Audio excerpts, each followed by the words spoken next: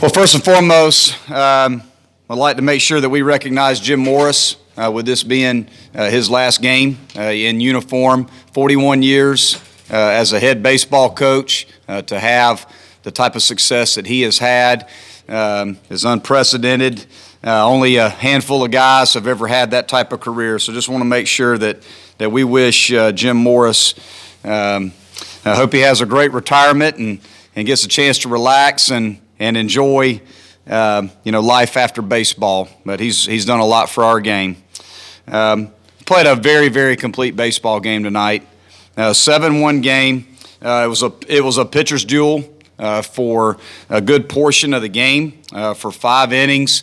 I thought that Barkfeld and Brooks went toe-to-toe and executed pitches. Both defenses were making plays behind them.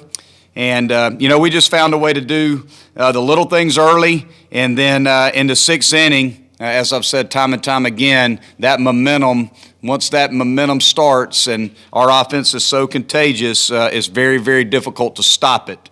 But in the 2nd inning, Wharton, got it started for us with a 2-strike base hit the other way, did a good job of staying on an off-speed pitch. Hawkins drew a walk. Sam Hall got a bunt down, and Jordan Green did a great job of hitting the first strike he got. 6-3 RBI, good situational hitting on our part in the 2nd inning. And then in the 6th, Wharton got it going again, hit a huge blast for us to give us the lead at 2-1. And then with 2 outs, 5 consecutive hits. Jordan Green, Logan, Wilkie with a 2-out single RBI when they brought in Hammond.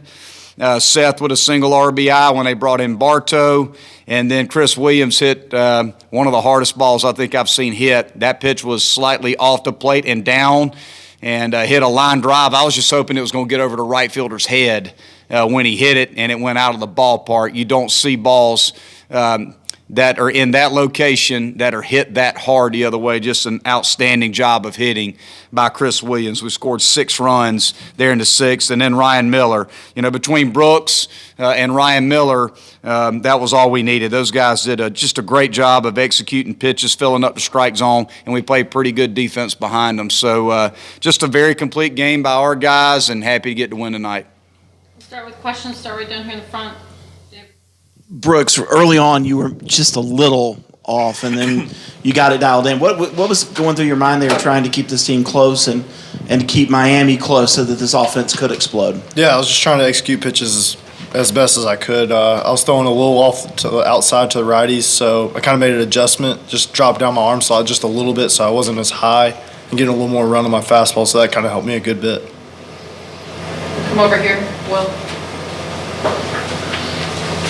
Drew, in that 6th inning, talk about how that kind of got you guys going. Coach talked about the contagiousness of when you guys start hitting. Can you talk about that inning, how it got you going? Yeah, Coach brought us up in the dugout after that and just, told us to relax and just see pitches up. I felt like some guys were chasing pitches out of the zone early in the game. And, I thought, we saw pitches up that inning and put good swings on it, so. Back here, back right. Chris, how much does hitting behind Seth allow you to see better pitches? I guess I don't really think about it that way, honestly. To be honest, but I know like honestly, like Logan, Wilkie, and Seth, and all in front of me, all having fantastic years. It's kind of taken a load off of me, and I've been able to produce a lot of runs with them getting on base, and they've been the reason why I've had the success I had the past month or so, and it really takes a lot of stress off of me, Back here in the middle. Chris, Andrew, I guess, after scoring, the runs came so easily yesterday, after just scoring 1 run through the first 5 innings, and then Drew starts it off in the 6th with a home run. Was there any kind of frustration on your part being able to get that 2nd run? No, I don't think so, honestly. Talking to the guys on the team, we knew we were facing 2 really good arms, or 3, I guess, Barfelt, Hammond, and Bartow, and we knew we were going to have to manufacture some runs and have really good at-bats, and that 6th inning, we got the ball rolling, and once we do that, like Coach Lee said, our hitting is really contagious, and I knew when I was going to get up to play, if I got a chance to hit, I was trying to do some damage, and, he threw a good pitch, and wasn't really trying to do too much, but it kind of went out. It's kind of a two-part question, Drew. I was watching you before the home run, warming up in the on-deck circle. You were watching Bargfeld. What were you thinking at that point? Were you thinking, I'm going to try and ambush something early? You know, I know you wanted to get runs for this guy, but what's kind of going through your mind as you approach that at bat? Yeah, I was definitely looking for something early. He started me off with changeup away. And, Chris in the previous inning told me that he was starting to work him in. So I looked at what Chris was going through in his at-bat, and he threw me a changeup away, and, he came with a lot of fastballs in. So I was looking for a fastball middle in, and I got the pitch and put a good swing on it. So that felt really good. And then the second part would be for both of you guys. What is it about this offense that when one guy kind of gets something going, the rest of you just kind of jump on and enjoy the ride? I don't know. It's been like this for the past 3 years now. Like since I've been here with Coach Lee. I don't know if it's just the way we've been practicing, the way our fall goes or anything. But once we get the ball rolling, it's hard to stop us. And we know once we get one guy on, two guy on, it's just we want to get up there and hit. That's how every hitter is in our lineup. So. Monty, kind of following up on that with what Chris was saying, talk about how this team it seems they always get that 1 or 2 innings where they seem to jump on people and get that lead, that separation you need. Well, I think when these guys get here in the fall, there's a couple things that we preach to our guys from a mentality standpoint, an approach standpoint, and some of our goals in game. Our goal is to always get to 7 runs in a game. That is our goal. So we talk a lot about offensive approach and how we can put together innings to get to 7 runs, one of them being a big inning. Our goal is to get to 1 big inning per game. So we got 1 big inning today, and we had 1 big inning, I believe, in game 1.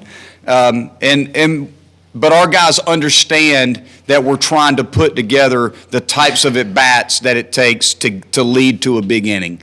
And we preach and preach and preach plate discipline, attacking the ball up in the zone, understanding what the pitcher is doing to you, and what it takes to get guys on base to put us in a position to get a pitch up and hit a ball hard to put together a big inning. We also celebrate the home run. We do celebrate the home run. We talk a lot about getting pitches up in the zone and swinging the bat with the intent to do damage. That comes out of my mouth a lot.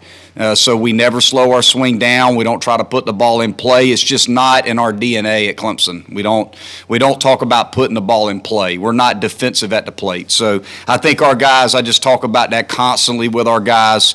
And, it kind of, again, they buy into it and they run with it. Once we get into the season, I don't have to talk a whole lot about it because they understand our philosophy and just what it takes to score a bunch of runs and it's worked for us this year. Take a couple more. We're going to go back here to the right again.